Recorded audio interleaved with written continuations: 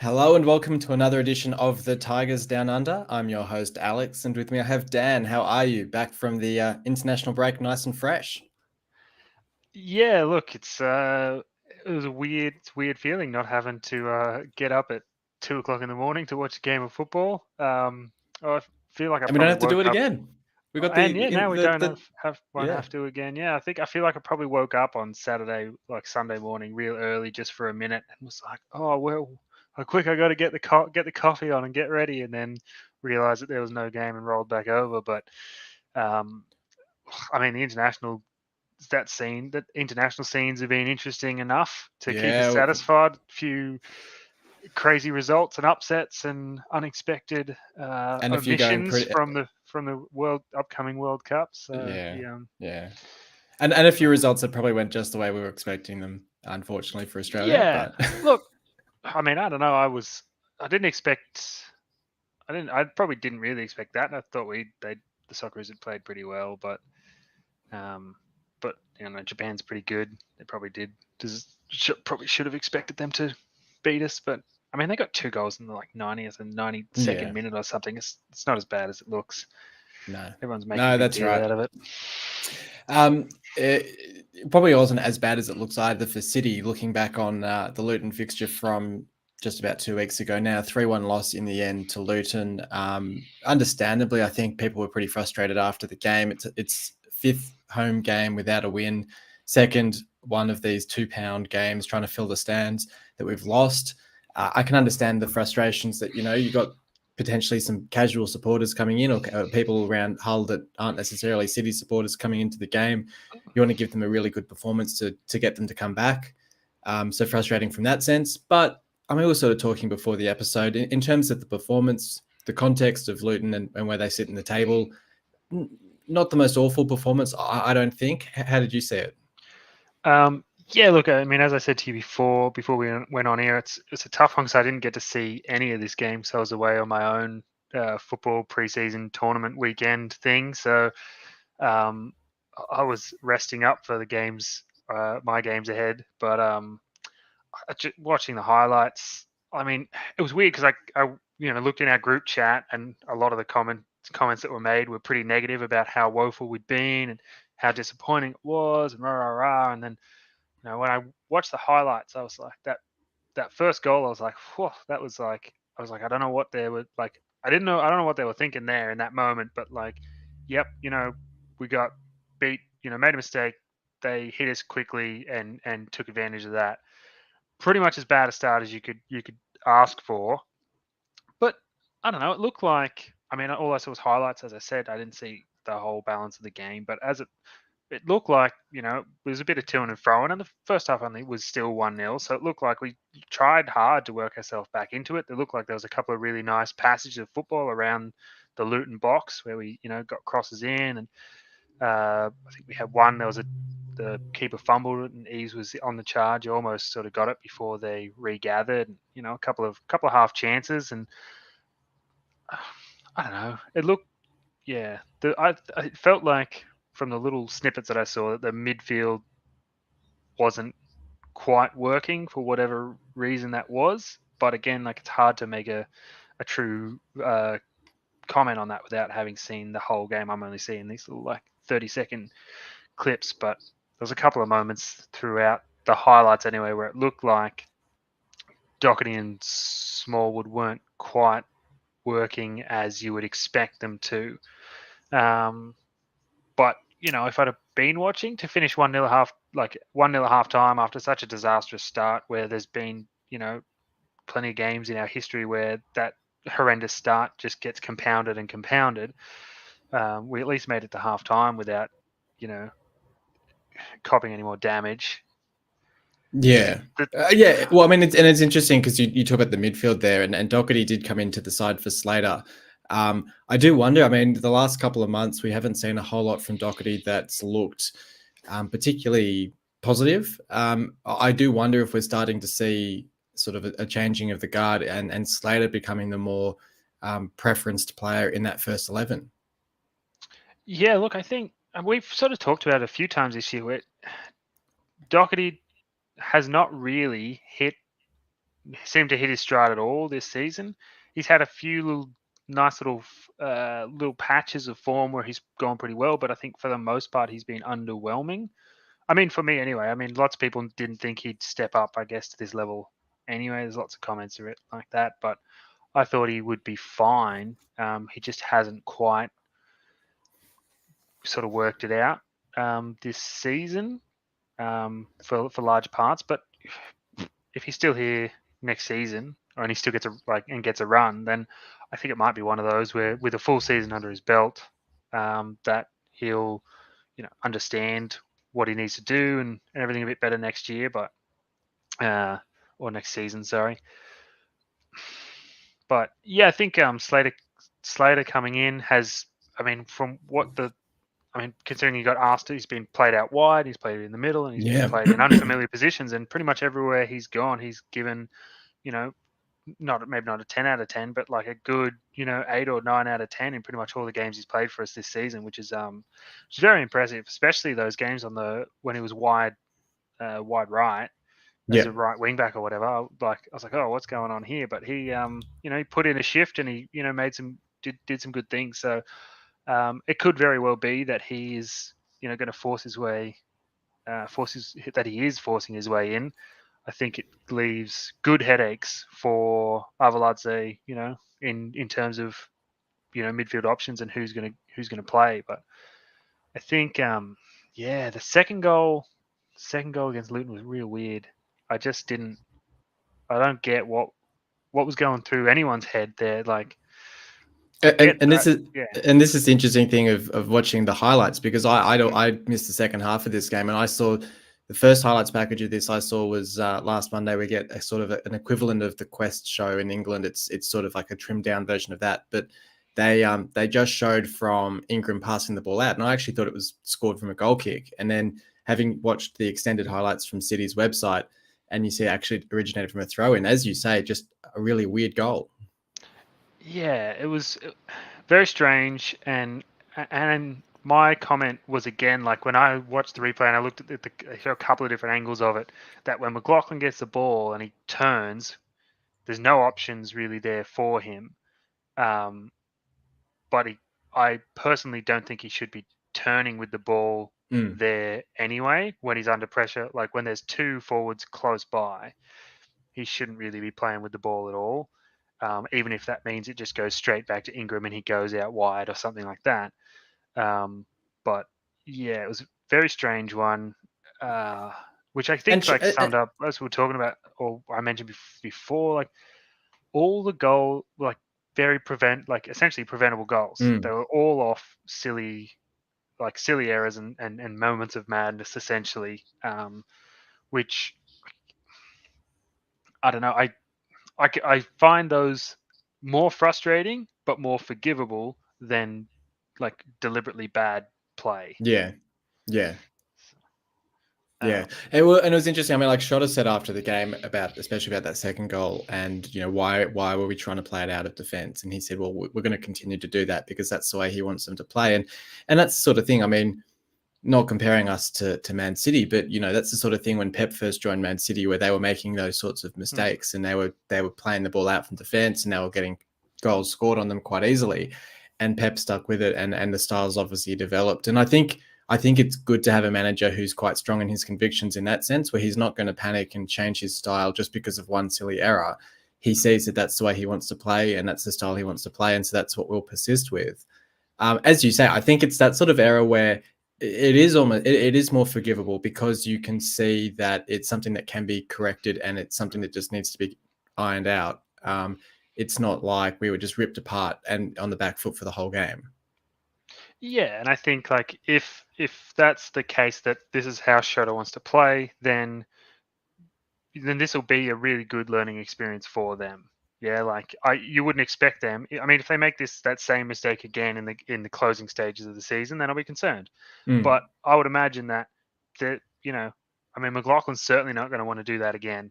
He's not going to want to go through that. That sucks when you do stuff like that. So I reckon, whenever he gets the ball there, he'll be much more decisive and clinical in what he does in that position, and that's what you want. Sometimes, and especially like you again, we talk about the context of like, or context, and the context of the season. Like we not that we can't go down. It's highly unlikely that we're going to end up in a position like we'd have to lose all our games and have other people like win pretty much all of their games. Highly unlikely that we're going to go down. We're not going to make the playoffs. So what is the problem with, sorting some of this stuff out now, getting the players, used to this style of play, um, in a competitive environment? That means that when we then go into next season, it's not the 6 weeks of preseason is the only time they've spent working on this stuff. Then it Yeah. becomes like they're revisiting that stuff, and they should be in a much stronger position, hopefully, tactically, to start, the next season. So I think as long as we, and we don't need to pick up too many more points realistically. Obviously, it'd be great if we picked up whatever 15 points of or however many games we got left. I think it's only 5 or 6 or something. Like, it'd be great if we, won all of them. That'd be sensational. But at the end of the day, it doesn't really matter at this stage, apart from sort of maybe as you referenced, like in trying to attract more, fans to the stadiums and things like that. But Yeah, that's right. I mean, 7 games left to play. Reading play Barnsley this weekend as well. Reading being 8 points behind us, Barnsley being 13 points behind us. So I think if Barnsley were to lose, and hypothetically we were to win, we'd be essentially a game away from mathematically being safe, let alone, in reality yeah, being safe. and I think I was just thinking, context again. I think that the win against Coventry probably did us like a disservice in getting our hopes up, so to speak. In Yeah. that, like, you think if the games had been reversed and we'd played Luton before we then went and beat Coventry, if we'd have lost 3-1 to Luton before we even knew about what was a sensational performance and a 2-0 win, if we'd have had that before, I don't think everyone would have been so disappointed and bitter about this loss against Luton.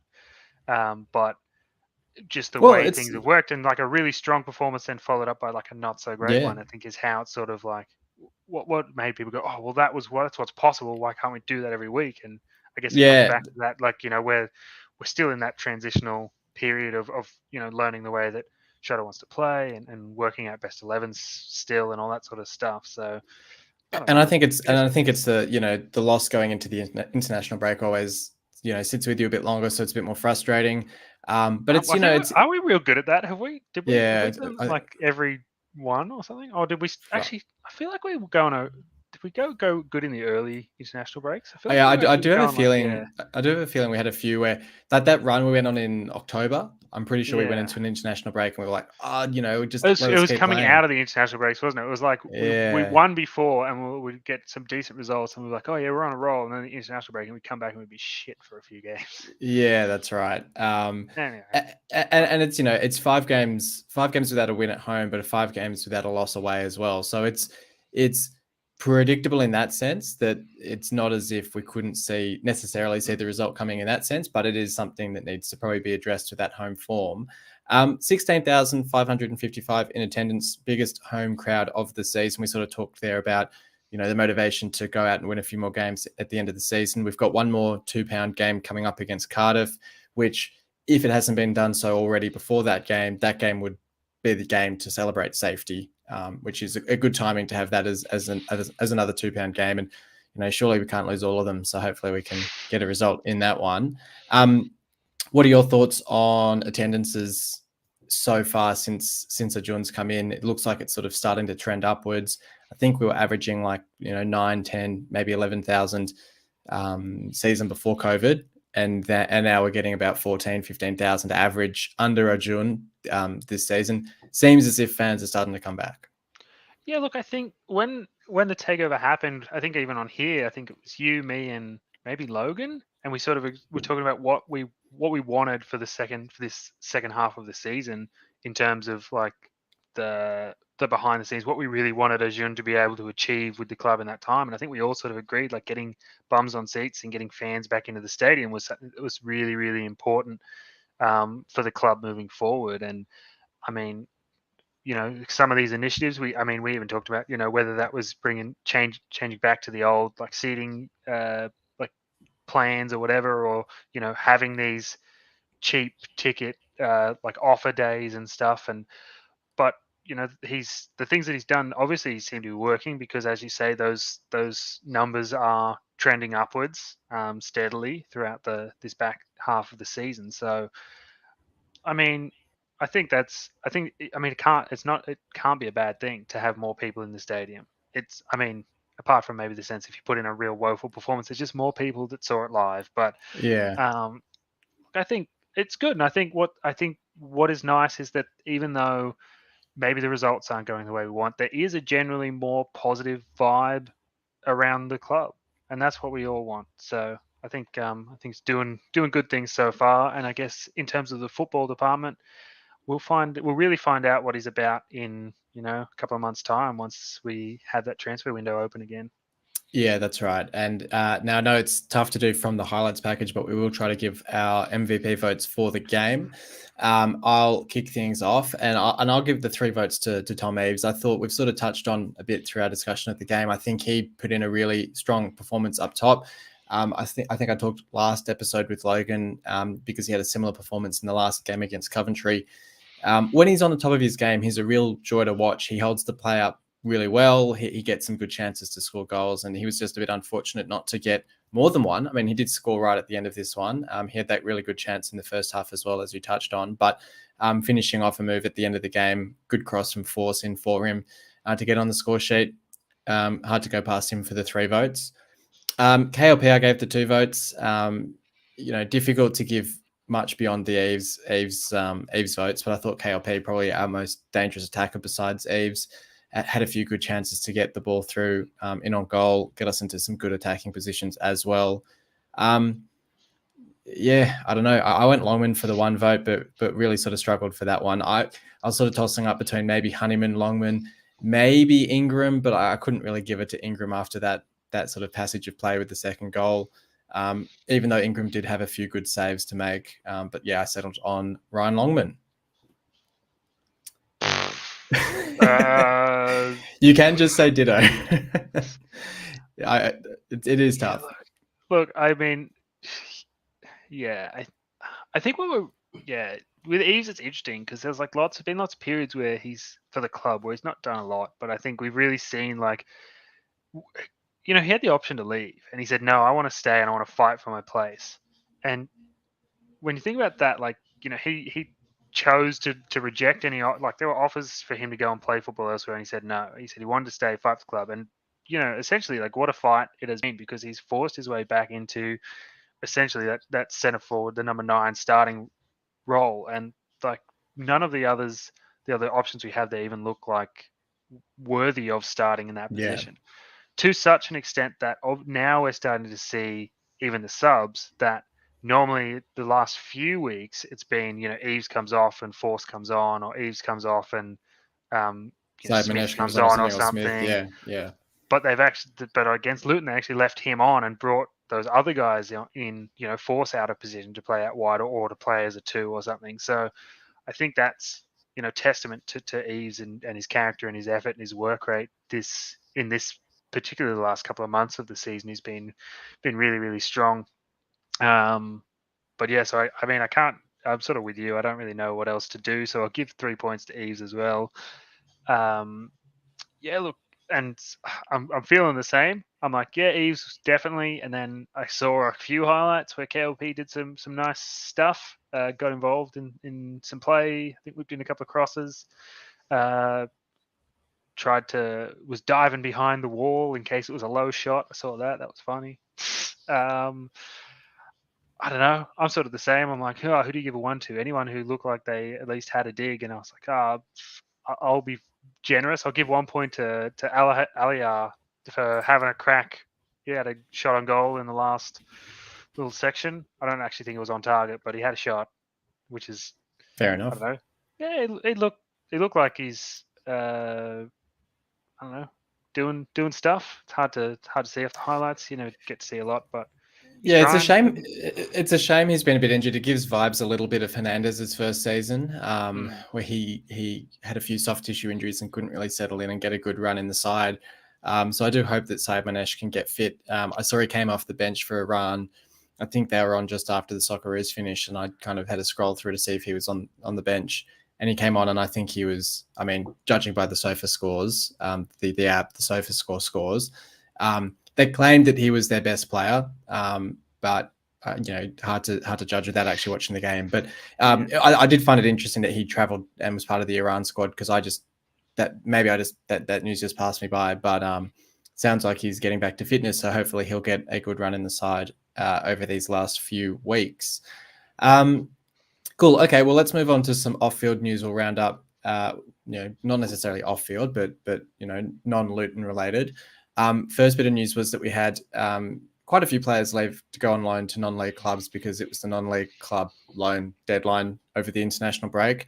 Most of those were young players, which was good to see them going out for a bit of experience. But we also had Andy Cannon going out on loan to Stockport County, who are, I think, they're first in the conference. Which was a really interesting move. I think, good on him going out, getting some game time, getting the minutes in the legs, presumably putting himself in the shop window for a move this summer. It sounds like he's not got much of a future at the club, which is a bit unfortunate. Scored on debut against Preston North End on the opening day, which was nice to see. But it's a good move for him, and obviously a fantastic move for Stockport to get, essentially a championship quality or a top of League One quality player in on loan. Yeah, look, that one caught me off guard as well. When I saw the article, I was like, "What? What? Huh?"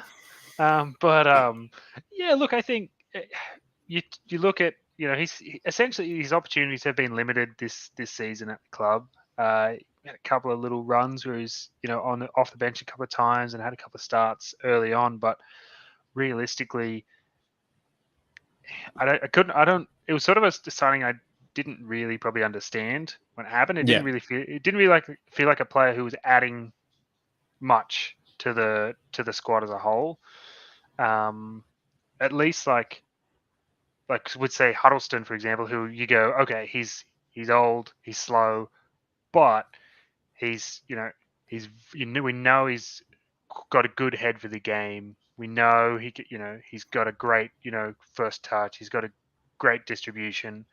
So I can see like how he can add something in the right situation. Whereas Andy Cannon, not that he's bad, he just felt like another of those box to box Smallwood, Honeyman, sort of, yeah, yeah. run all day, fight hard, do some good stuff. But I might He- forgot.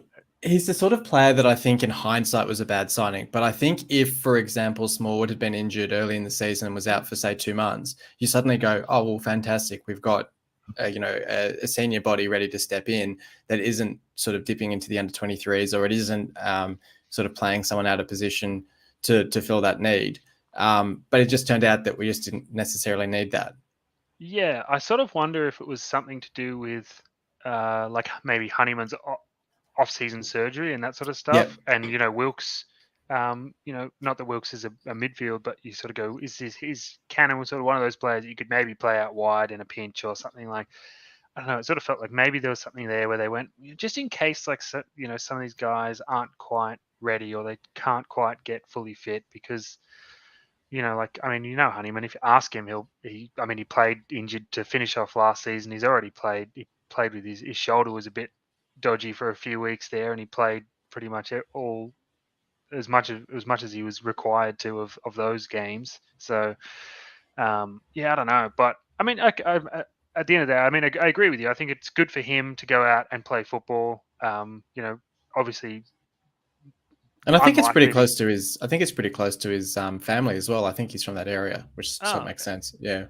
Yeah, unlikely he's probably going to get much game time at City in the last 7 games. But that's the thing that comes, new manager, new regime.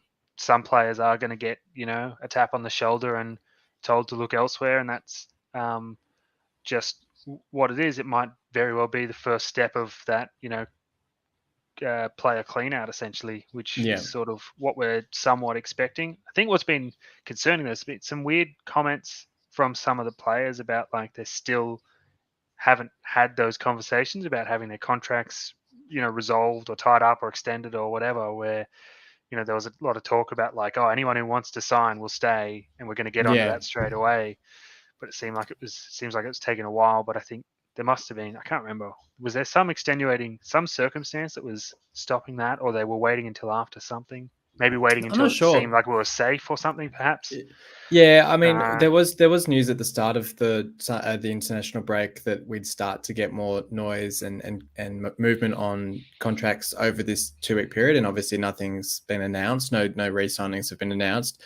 It could well be that, look, we could go out and beat Huddersfield this weekend, and then sort of midweek next week we'll get Honeyman and Elder re-signing or something like that. But at this stage, yeah, it's a bit strange, I would say, that we haven't had too much noise on that front, but I guess we'll see. Yeah. The other thing that was off field, I don't even remember when it was. It could be you guys could have talked about it last time, but the Emmanuel posting on Twitter within the last few weeks posted Oh, something of okay, I him on the completely missed bike. that. Oh, he posted something of himself on the bike, Okay. saying that he was, working hard or getting fit or something, which was like a nice, because we'd heard nothing from him at all for ages, and then Yeah. suddenly he posted something. I'll see if I can Yeah, well, that's find it, but great news yeah, if he's starting to come back, I because just don't remember when that was. yeah. That's my... And then sort of on a lighter note as well, it looks like our manager might be one of our best finishers still at the club, because he was involved in a Rangers charity match, or a Rangers old boys match. He scored a pretty decent header during that game, so shows he's still got it, which is pretty decent to see. And yeah, could probably teach some of our forwards a thing or two about finishing off a few chances. Yeah, look, I'm going to be honest. I didn't realize that there was that charity game or it was going ahead, and so I saw the replay, and I thought it was just another, like, someone had posted an old video of Yeah, of him playing for yeah. Rangers, and so I was like, He oh, looks another far one of too these. he looks far too And mobile to be like, yeah, and then I looked at, and then I realized that it was like just from the other day, and I was like, yeah, right.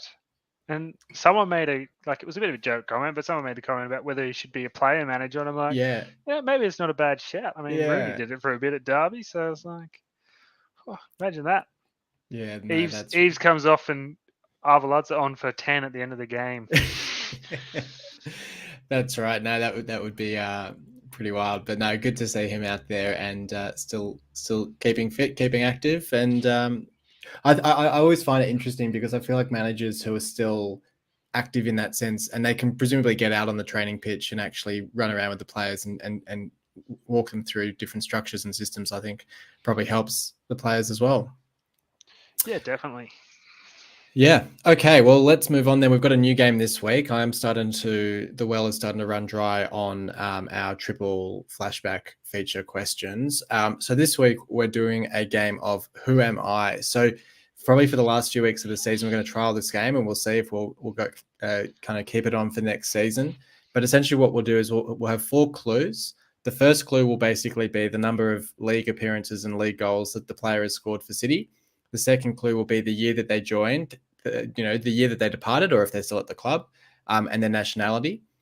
Third clue will be their position and the shirt number that they wear. And then the fourth clue will be their initials. So I'm sort of hoping that it'll be a case that it's more a case of at what clue do you get it right, rather than will you get it right? Because I'm trying to give clues that should kind of basically lead you to it. But we'll see how we go. And that's why this is a trial, because we'll see how we go. So You could not have picked a worse person to trial this game on. I'm horrendous at this sort of trivia. Well, we'll see how we go, because yeah. Okay, so the first clue is that this player has made 92 appearances for City, and they've scored 13 times in the league in that time. 92. So that's like 2 seasons. 13 goals in 2 seasons. Yeah, I don't know.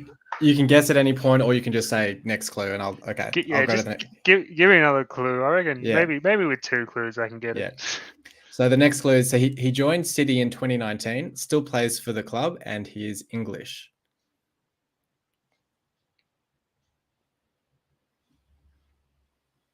It's not Eves, is it? Well, well done. I honestly thought I'd have to go to the next clues. The next clue is going to be a striker who wears the number 9. I think once you what. I think I'll have a think about what I do if I use a current player, because I feel like if I give the shirt number for the current player, it's reasonably obvious. Yeah, But yeah. I thought I'd give you a softball for the first one. I told you you'd get it. So Tom Eves is right. Yep. That's not who I was thinking at all. In my first guesses were it was the year that got me, because I was like, okay, so it's the last couple of years, and like, because I actually at first I was like, how many goals did Irvine score for us? He wasn't there for that long. Yeah. Like, I mean, someone like an Irvine would probably be a good And shout he for that, got he got like 4 or 5 goals or something in the first season that he was with us. So I was like, We'll look him might up. have But even been more. I reckon he'd be very close to like similar stats on that. So he scored 10 in 107 appearances. That's pretty similar. Which is But there you go. concerning, Yeah, because Eves' job is to score goals. But that's right. Oh, that was the interesting aspect of that stat when I pulled it up. I was like, oh, 13 you hit 13 goals, 92 appearances. Yeah, you think like a Honeyman, or you think like a midfielder. You don't necessarily think striker. But those 92 appearances would include substitute appearances off the bench in his defense. But yeah, look, I'll also obviously pull up some well-known old players. I'm not going to pull up, like, I don't know, who's an obscure old player, like, I don't know, I can't even think of any, but Jack Hobbs or someone like that. So I'm not going to pull up anyone too ambiguous, but yeah, I figure that's a good fun game to do as well, and it's a bit of a competition for the listeners to see what clue that they can pick the player at, and whether they get it when you get it. But there you go. Cool. Okay, well, then we've just got to finish off with our preview of the Huddersfield game. So we do have, I mean, it's probably the worst week to actually have the daylight savings adjustment, to be honest, because we've got the morning game on Saturday morning at 5:45 a.m. It would have been 6:45, which would have been nice, but it is the game to kick off the weekend. Huddersfield actually in pretty poor form. They were on a run at one point where they'd only lost one game since November. But they've actually just lost their last 2 games to Millwall and Bournemouth in a row. Only 1 win in their last 5. They were basically in that Luton position of challenging for the top 2, but are now sort of back to sort of challenging for top 6, really. I'm just pulling up the table now, but I think they're sitting in 4th at the moment, and they're only 4 points ahead of Middlesbrough in 7th and QPR in 8th. So it'll be a tricky game from that point of view. They'll be going out there basically needing that 3 points to really secure that top 6 position. And as we touched on earlier, it's probably a game where if we go out there and win it, we're, essentially safe, if not already, to be honest, but making it more safe. But how do you see it? I mean, it's a pretty tricky fixture, to be honest. Yeah, look, I can simplify it. I got one question: are we home or away? Yeah, I was just going to say. So we are at home, so that probably answers the question on what the result will be. I reckon this could be, a 2-0 loss. No, look, We've got to break that streak at some point. At some point, yeah. Look, I don't know. I think it's going to be a weird one, because, I mean, we've had a lot of time. That international break can be like a blessing or a curse. I mean, we've had in one sense, you had a long time to dwell on that result. Where that's the last game you've played, and it's lots of focus on, like, how poor you were.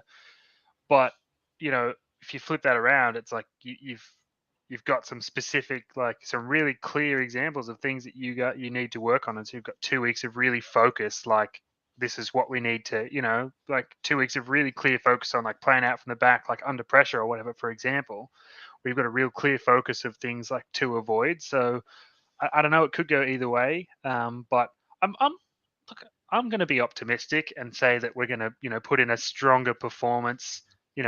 Cut out. I mean, all you have to do really is cut out those silly errors, and that I mean, that's been our curse throughout the season. For lots of it has been silly errors. Yeah.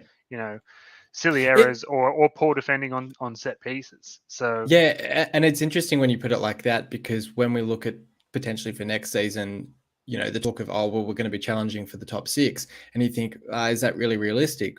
When you put it like that about how many goals that we've conceded from silly errors, And yes, of course, we'll need to score more goals as well. But the gap that we need to bridge actually isn't as significant as it might appear.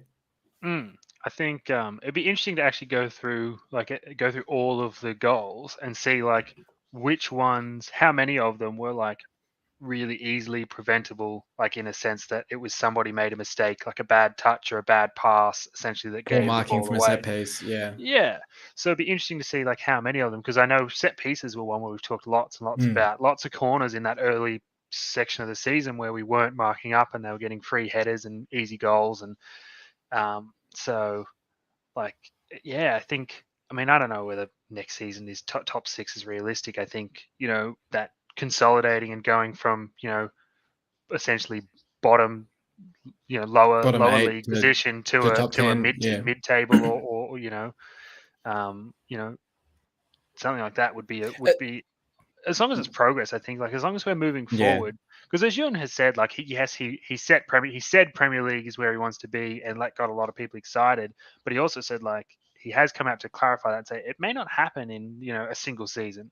Mm. Like, I'm And not going to go and spend $100 million on all these players just because if it doesn't work for whatever reason, then yeah. it's bad investment. So And I think there's an element of being spoiled a bit by, I remember when Steve Bruce came in ahead of the 2012-13 season and said, we have a 3-year plan to get back to the Premier League. And he got back there in the first season. And so I think there's a little bit of us that are accustomed to, once we hear any sort of talk of Premier League, we think, oh, well, we'll get promoted next season. Oh, it's going to be easy.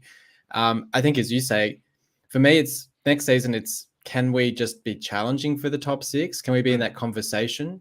Even if we finish 10th, 12th, 13th sort of thing, well, you look that's how all close right. this season is at the Yeah. moment, where like there's not many points between 6th and 15th or something. It's crazy. Yeah, that's right. So if you're in that section, like at this time next season, you'd be pretty happy if you were in that, Yeah. competing for, even if you did miss out, because it's a far sight better than being mathematically safe of relegation. So yeah, but anyway, we've gone a little bit further Off topic. forward than we anticipated in Changes a for this short. game?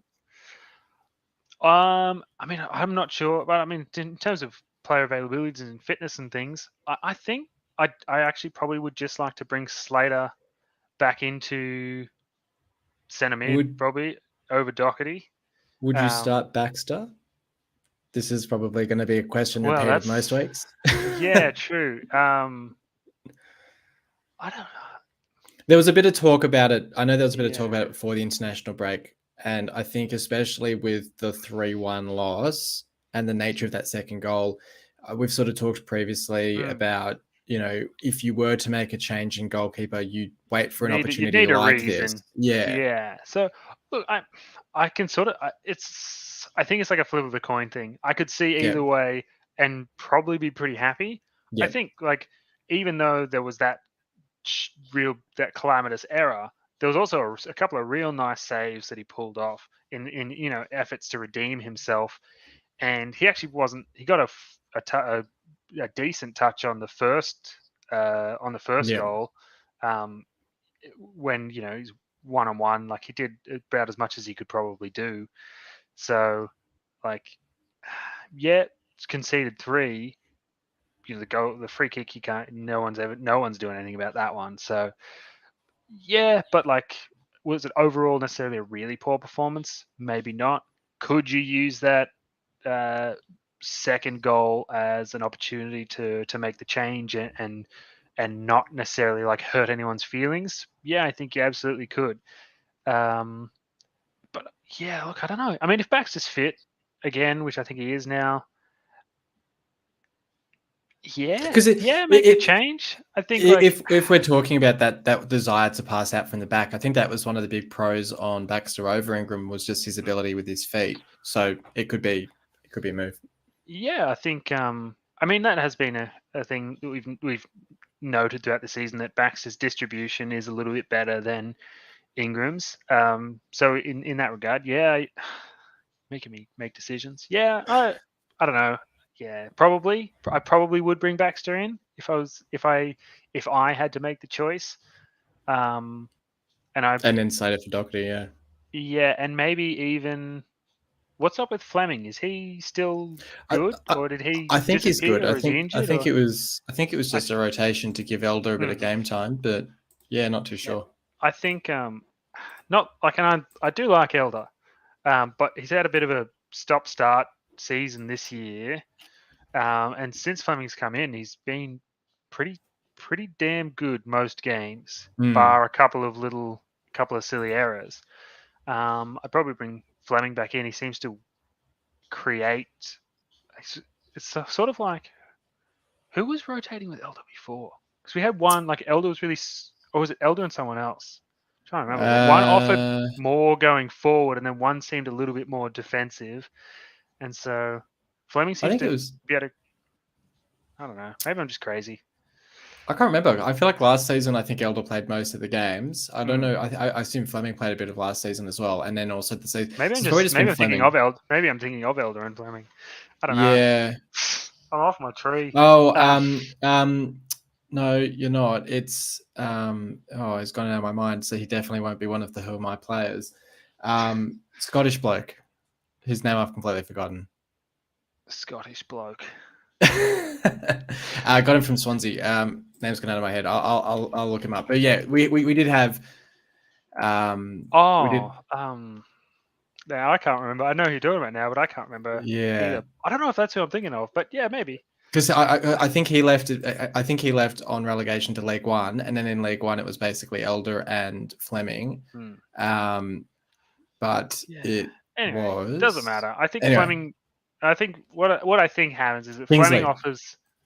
Yeah, maybe that's what I'm thinking of. I don't know. Just too many names, too many things Yeah, going on. I think Fleming offers a little bit more when he pushes forward and gets into the boxes. I think like in that more dynamic sense. I think Elder like offers a really good cross sometimes, but I think like that ability to take on a player and be able to make something happen, Fleming sort of has somehow managed to got that, whereas Elder not so much. But I mean, it seems like it's real fortuitous the way that Fleming goes about it sometimes. Like it just sort of bounces out and back to his feet, but if it works, it works. Um, so yeah, probably the couple of changes. And I don't know, like if Sadamanesh is fit, I just want him to start a game soon. I just want to see what he can do with a big stretch of game time, because there's all this promise, but we're only seeing these like tiny little snippets of him, and yeah, like he's only here like feasibly he's only here for 7 more games if like it yeah. doesn't work out the way that we want it to or whatever. I'm a bit And curious about that. If he doesn't mm, score or doesn't really start many games, if we're still going to just exercise the option anyway, yeah, I don't know, but like how can you because it make seemed a that formality. just But yeah, yeah, it's hard to make that just. I mean, maybe it is. Maybe they've already like essentially made up their mind somewhere that they're just going to acclimatize him bit by bit this season, and then they're looking to use him, more as a first 11 next season or something. But it just seems hard to make a decision when he's hmm. only getting. I know the couple of injury things and whatnot, but 10 minutes here and there, it's hard to like make a good call. And if he's fit enough to get called up to go and play internationals, then surely he can, play an hour or something. Yeah, that's right. And so I'd almost say, you know, you switch back to a 4-3-3, you put him up on the right next to Eves and KLP, just to give him a start, give him a go. As you say, we can't make a call if we don't see him, so may as well give it a go if he's fit. Yeah, I think like we've got 7 games to go. It's not that they're free hits. Like we do still need to pick up a few points, but like we got to try some stuff. Um, See what I guess it depends on how he's supposed to fit into Shotter's plans. That's going to be Yeah, the thing, that's right. because that's what we're working on. That's what he's working on is trying to, I imagine, build for next season. So I don't know.